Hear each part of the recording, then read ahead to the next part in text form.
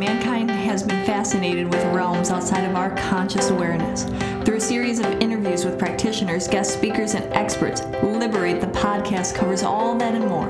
From health and holistic healing to the supernatural, we aim to educate, motivate, inspire, and liberate your consciousness.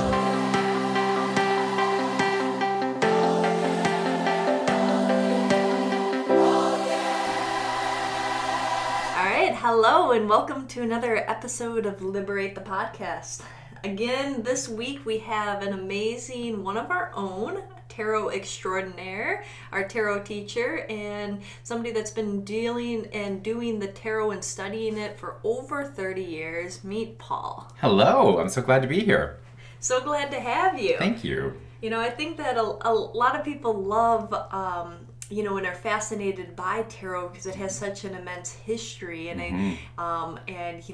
it dates back to ancient Egypt. Indeed. I mean, it is, I think, where it goes and where they think that was the first tarot deck, that started. And a lot of people will start getting onto a path and want to learn a little bit more about tarot. And I figured, you can talk a little bit about what is tarot and maybe what you know of the history, and we'll take it from there and see where we go. Sure. Well, tarot is an ancient method, as you said, of divination, and the playing cards that we use now, with spades and clubs and all of that, come from tarot. And as we have some healers and practitioners and readers here who actually use playing cards, and I have a couple of times in readings.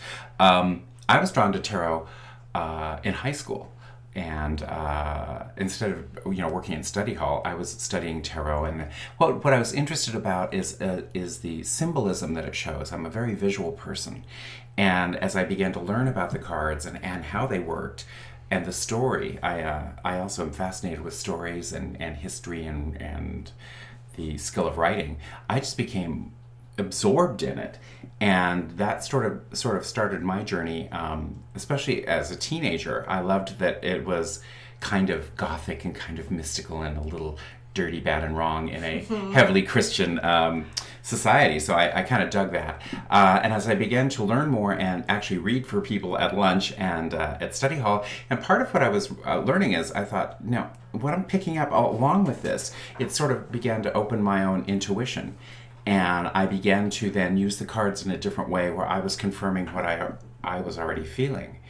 And so as all of that began to link together, I also discovered there were more cards than just the Rider deck, which is a wonderful basic deck that I even reference for when I'm teaching, because it's a very sort of universal Rider deck. It's sort of universal symbiology. The one that I actually use in my private readings and so forth is the Mythic Tarot that goes along with Greek mythology, because I was fascinated with that as a child. And I also like the timelessness of the symbols there, that as people come to me for questions or guidance or sometimes just to figure out where they're standing in their life story, because those stories are ancient, and that's how we learn. We certainly don't learn by words, we learn by example. And that's what the tarot is for me, is it gives examples of perhaps what you're doing in a way out of the situation or options for you. Interesting. So your first deck, I'm presuming it was the Rider. It was. Right? And then from there you dove in, and you kind of, as you were giving people readings at lunch and everything, you were realizing that it's right on, but it was also right on with what you were feeling. And pretty soon, not only did I find out that the story that I was seeing in the cards that was relating to the person that was asking, there was an aspect of that I was experiencing. So it brought a joining together, and I believe I have such great respect for my clients that come to see me, because there must be a reason the two of us are brought together.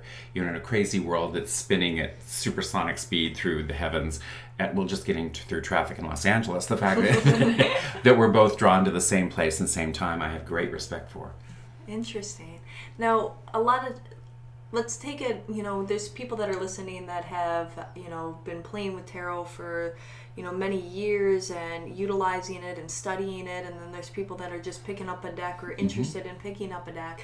And, the thing that fascinates me the most about it is it tells the human existence within that, the major and the minor arcane. Can you elaborate a little bit more on that? Sure. There's the major arcana is the sort of what I call the big cards, and then the minor arcana if you're thinking playing cards are like the ace, 1, 2, 3, 4, 5, 6, 7, up to the 10. Because I am fascinated with everyone's story, because ultimately it's what also draws us to art and to music. There is the universality of our existence. And so therefore, putting out a spread, I will notice cards that, especially if this has been very recent and I'm still humbled. I sometimes still feel like I'm such a novice at it, although I have a lot of practice. Each individual reading is so revelatory for me. I will, now that I've had a few clients that have been returning, I'll see the same card. Now, there are 78 cards in the deck. I will see the same card that they've chosen move into different positions. So that they've made progress. And it brings a newer respect that it isn't some sort of marvelous skill, although it is a skill that I've developed, but that there is a larger hand. So there's me, and there's the person that's sitting with me, and then there is another entity in the room that's working with us. It's wonderfully humbling. Interesting. So the major players and the major events of those major arcane. Can you elaborate a little bit on what those are? Like, are they life events or? They can be life events. In my deck, one of my favorite is the star, which is always a bright, or the sun. These are large cards that augment a time when it's a larger event, and we need a little more of your attention to be paid for it. Some of the other details of the minor give us some flavorings, as if we were cooking flavorings to what the issue is. But I've had instances where, once again, there's 78 cards, and somebody's come in with a big issue, and we are, for whatever reason, only dealing in the major arcana. Every time you flip over a card, I'm like, well, this is going on at the same time, and this is going on. No wonder you need to have a nap, because it's just, you're up at bat for a lot of these things. So, interesting. Yeah. So you're continuously learning and continuously humbled by the experiences of the tarot. Can you take me through, take us through maybe a couple of the aha moments or learnings through some of that, like you said, where it's all major things are happening or... Well, once again, what I'm recently discovering, and I'm really enjoying, is it is a confirmation of what I'm intuitively picking up. I'm sort of opening up into different areas of almost like becoming a baby medium, which I've fought for a very long time. So what I'm finding now, and once again, I've certainly been doing tarot long enough, that I will come in and I'll immediately start getting information. So as somebody is beginning to shuffle cards, I will keep a little note next to me of what I think I'm already picking up in someone's field. So then we start doing the cards, which are like dear old friends of mine. I'm like, oh, in fact, the other day, in a reading, I went, oh, I expected to see you. And she looked at me, and it was a confirmation just for me of what I thought I already knew about a certain situation. And so within these aha moments of this, once again, age-old divination, these cards have been around for years, but once again, to watch them walk through a deck or to confirm what I've already felt is humbling as well. So that's my new aha moment, it's confirming what I've already picking up in someone's energy field as they come in. So that's kind of cool. And that kind of takes you back to when you first were studying tarot, is that it was a little bit of that confirmation of, and so now it's even at a deeper level when you're writing and knowing what cards are going to be coming up. Now, people can come in for readings for so many different things, but when do you think that it's best that people come and seek readings? Well, a couple ways. First of all, if you're in need, if there is something up and you are just, as my grandmother would say, it ends in tea kettles. When you're just you need a little glass, that's always a good time. It's also, think of it as a checkup. I don't think every 3 months or every 6 months is not a bad idea, just to check, see where you are. If you're going through a big transition, if you're changing a job, if you're considering marriage, if you're thinking of a move, I would check in. People come to readers, I think, for 3 reasons: romance, finance, or hot pants. Where's my money? Is this the one? Are they coming back? And so that's usually I like the way that you put it. It's so true. It is true. And so it's interesting that sometimes people go, well, I'm really in love with this person and I really want to know. And it's very clearly in the cards that you have made perhaps not a really wise choice in this instance. And I am sort of a reader that, a friend of mine sometimes says, well, you're one kick-ass psychic. Because I'm not somebody that fusses with, okay, here's the deal, you made a bad choice. And they're like, well, no, but I love him. Well, love is no reason to have a relationship. You've seen too many movies. That's bad information, because the codependency problem you're working on, and they're like, well, I wanted to talk about him. No, but it's you're in front of me. They're not in the room, so I'm not quite sure how to help you with this. The idea is, let's get clarity, and then if you want to continue this bad choice, please feel free. But, and I've had a couple of people go, wow, so there's really nowhere to run. Well, that's why you're here. Yeah. Now, especially with the cards in front of us, these are the options. Let's look at this. What do you think about this? And I like that you look at how can you move beyond a current situation. These are the options, giving people and seeing that they very much have a choice. But it's nice. I mean, I think that when people get a reading and want to kind of explore one of these three topics that you just said, or any in that matter, it's kind of like taking you above yourself, because a lot of times I look at people as like we're having these blinders on, and that we're only seeing this narrow focus that is right in front of us, myself included, other people that I know. But when you go and get a reading, it's like suddenly you have this bigger perspective. It's not about all of a sudden this is a certain future and you have no option out of it. It's quite the opposite. It's like you have choices, and if you want to act this way or you want to act this way, but this is how you can move beyond this. Well, what I also find is interesting is because we're so caught in our own story. If we could do it by ourselves, we'd each have our own planet. So we'd be wandering around our own planet. We wouldn't need any help. But we so need each other for perspective, for companionship, for the shared, it's one of the reasons I love Liberate so deeply. Somebody asked me the other day, and you can tell when somebody's sort of new to this, they've come from a very pie chart, practical spreadsheet world, and they're like, so you work at a bookstore? Well, we offer books, we offer several different things to do. And they go, oh, well, and I mentioned Janelle, I don't know, you had her on one of the podcasts. She's a marvelous crystal practitioner and Akashic Records reader. So I was explaining that, and you could see this person was like, Akashic Records? I said, so I really work at Hogwarts is really what it is. And he goes, oh, yeah. And I said, that's really, but if you think about how fascinated you are with the magical, it's not just a good idea. This world exists. This world is here, and it's at Liberate. So please come in, and we can, because I've had people in the middle of a tarot reading go, well, I want to talk about past lives. Well, that's not really my area of expertise, but let me refer you to one of our dear friends here. But while we're here, this is the life you were dying to live. So we'll be concentrating here, but if you want to wander off into another one, please feel free. And I have great respect for past life regressions. I've had a couple that are unbelievable. Interesting. And I love the way that you look at and say, people are fascinated with schools or like stories like Hogwarts and different things along those lines, because it exists. We have so much going on, and I find it interesting that sometimes people are so caught up in intricate details of science and being specific, but yet science is always changing. And I mean, let's look at the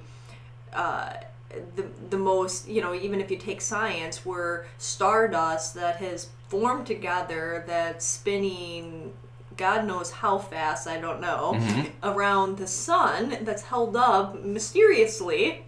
And, we pretend as if we are right side up when in fact we're hanging upside down. Indeed, absolutely, and yet you don't want to believe that there could be other types of mystical powers or realms happening, when if you just look at those facts that, science has proved, I mean, the fact that, looking at these dynamics. And what I'm most fascinated with the tarot is that it's really something that has been around since almost the dawn of humanity. I mean, Indeed. they've taken it that it's hieroglyphics that are on the Egyptian temples, and that it was redone, and actually Greece was the second renderances of the tarot back eons ago, and that it's kind of circled, and it's told the story of humanity, and the same problems that we're facing as souls and beings today are the same problems and the same things that were faced then. And I mean, it's one of those true and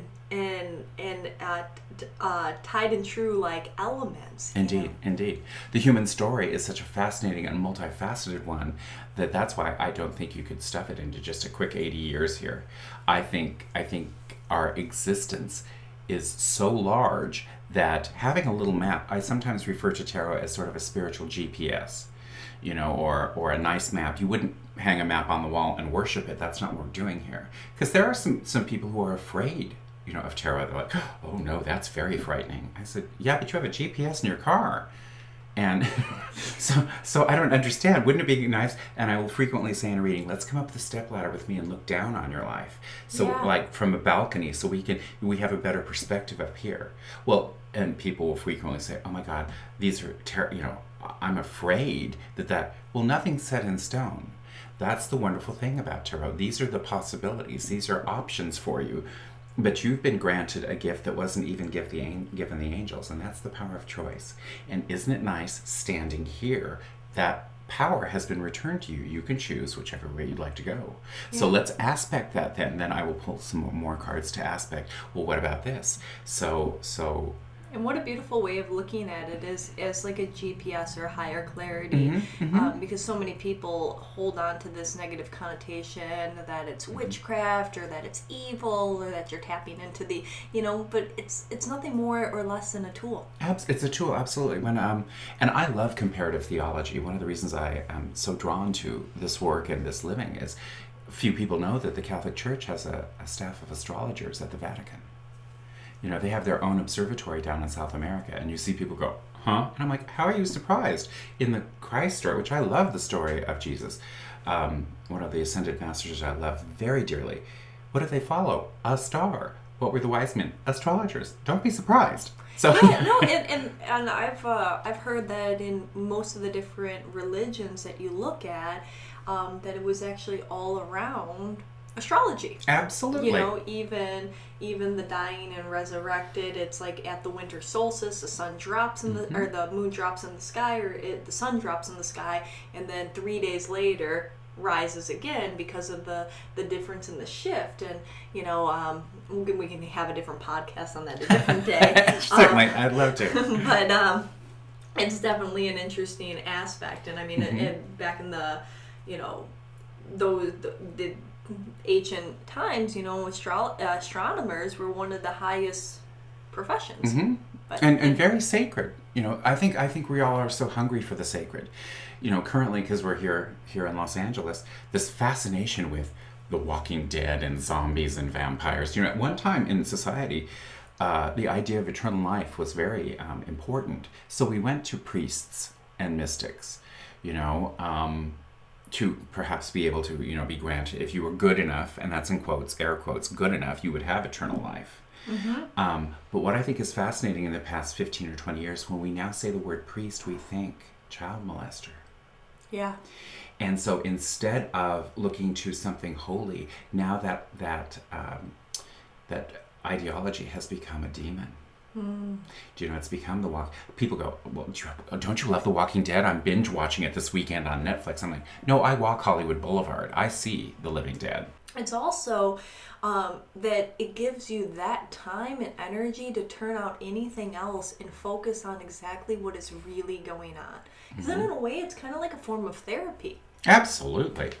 I remember in a dark moment in my life when I was still playing by other people's rules.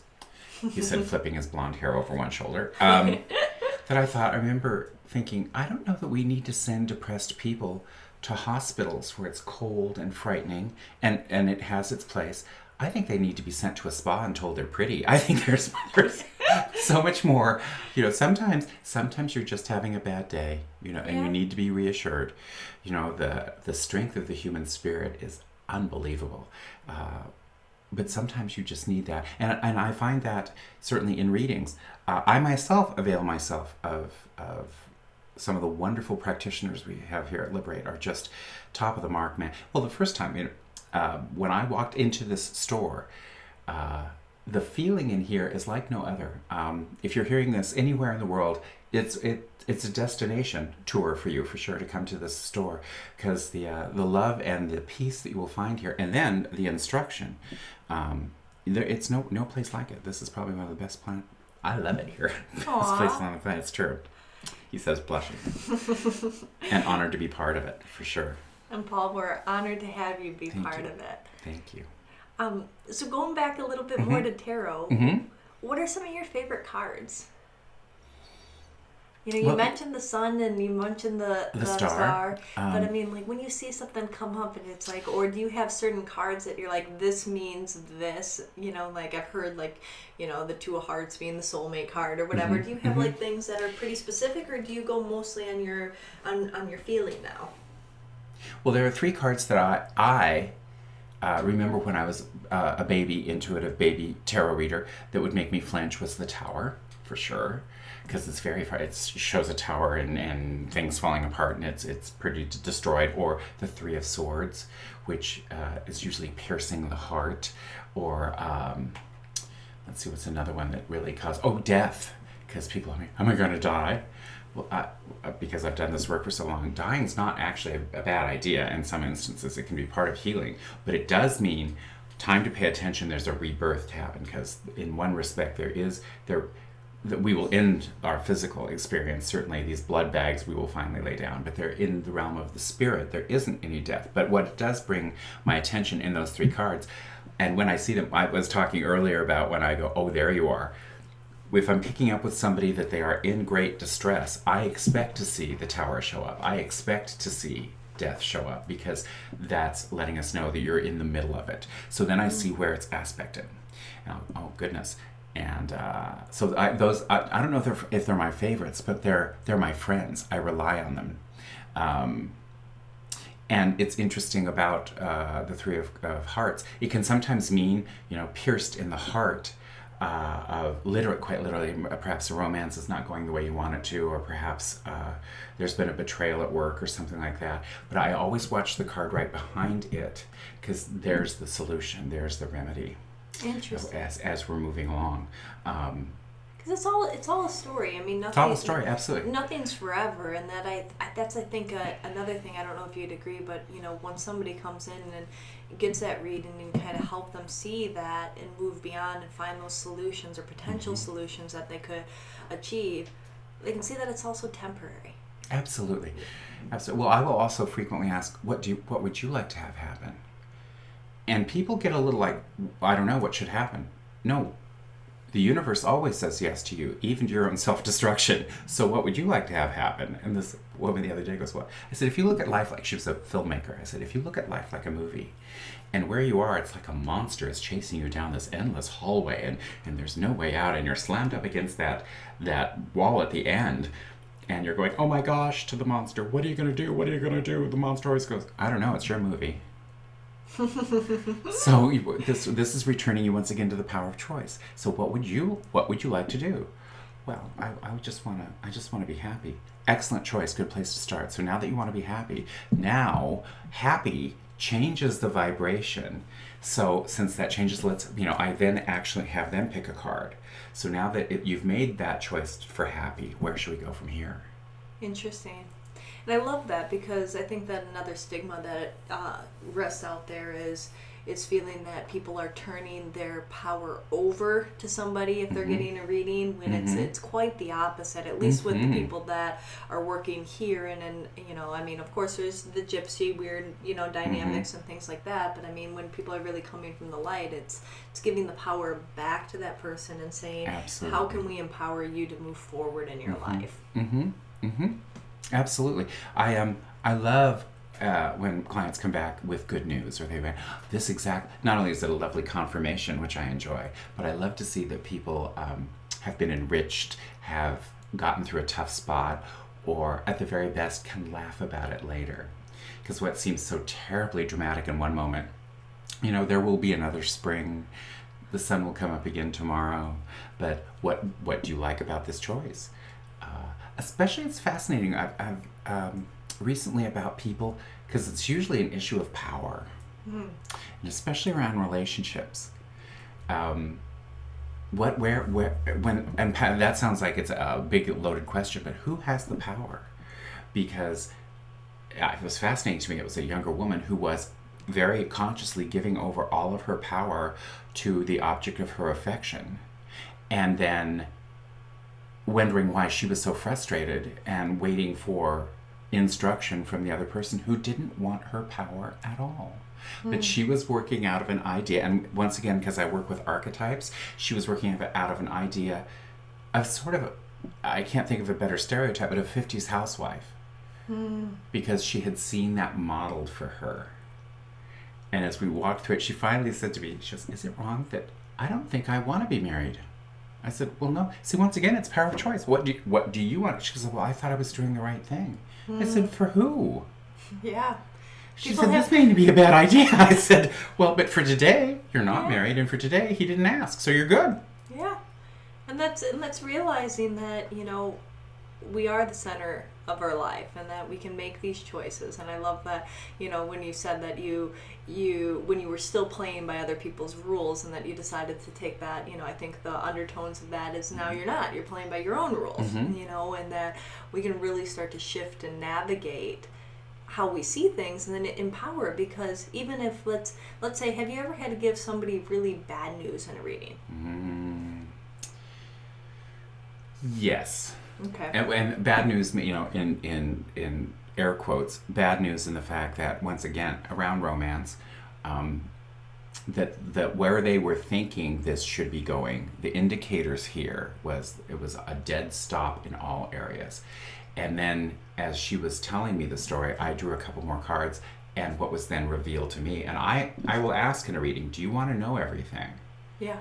I could see that the person, the object of her affection, she was only one of many from their side, and she was focusing only on this person.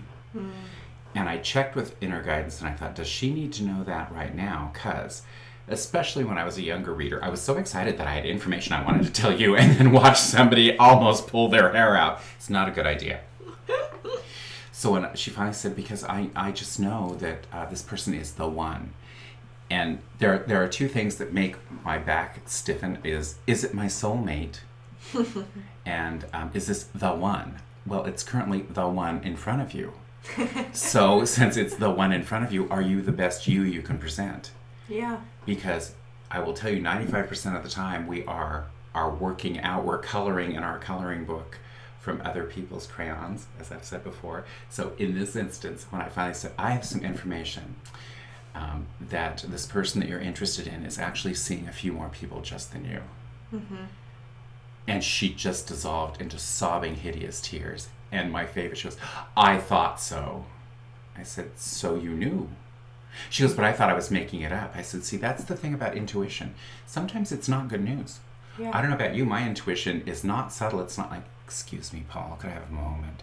My intuition opens with, get out of this room. Yeah. Move now. She goes, well, yeah, on our first date, I thought when he had to check his phone while we were having dinner, I said, and you've gone with him for 4 years? Honey. Honey. Well, that's sometimes, and that may be the best news, as you said, when you move beyond something, you realize, the reason for it, and what can seem as a tragedy or sadness or pain can eventually be something that's really quite good. So what I do find is some people, and we can find that in a reading, is change is inevitable. It's going on all the time. It's not my favorite thing either, I have to say. But people will do nearly anything to stay at stasis as opposed to change. Even if where they're at is miserable. Absolutely, because the familiar seems like a good idea. So the comfort zone, space, and, it's pushing, and, so I think that anybody that's listening is being open to that larger perspective, and knowing that, when you come in and get a reading and guidance and that just helps you see it better. It might not be what you want to hear, but ultimately it's probably what you need to hear so that you can move beyond and be the next you, and instead of like, is this person the one for me? Is this person the person that's going to put me at the best me that I can be and really lift my spirits up? And if that answer is no, why would you want to waste your time and energy? You know, once you want to say, okay, great, you know, like, and ultimately if you're asking that question, I think that there's already intuitive doubt, right? Wouldn't you agree? I agree with you absolutely. Because when you know, you don't question, you don't ask, you know, but there's something that, you know, you're already questioning it. Well, and I think people are sort of intuitive. They get the hit, so to speak. They get the information. But it would cause them to have to change at a level they're not ready for. So you put it off. And the more that I do this work and the more that I'm in it, I know my guardian angel must throw herself on the couch and go, oh, please, you're hysterical. I have things handled. I've got a map. Would you just calm down for a minute? There is a wonderful plan for you. Your life is meant to feel good. Your life is meant to be unfolding. And sometimes, especially if you're going through a tough time, that's hard to believe. That's a time when readings are really important. I love that. You know, that's when you need to be reminded of the magnificence of who you are. And that really, this is really a wonderful playground if you let it.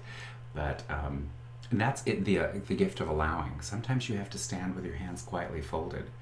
You know, especially if you've been playing in the mud for a while. It's time to just stand. That's what we talk about, cleansing. Sometimes you have to get cleansed to move along. You know, you have to clean out the closets. Yeah, absolutely. All right, Paul, thank you so much. Is there anything else that you would like to, you know, share, a final note?